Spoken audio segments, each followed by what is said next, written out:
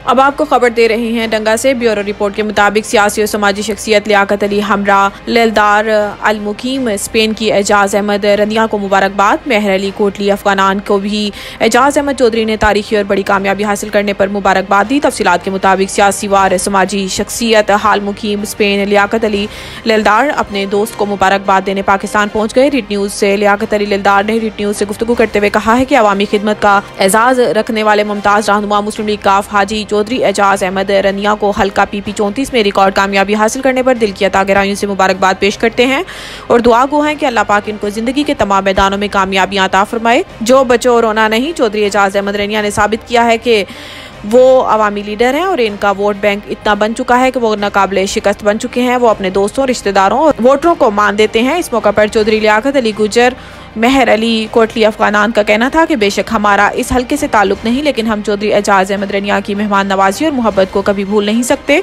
तारीखी और बेहतरीन कामयाबी पर दिल की अता गहराइयों से मुबारकबाद पेश करते हैं। Bureau report, writ news, Gujarat.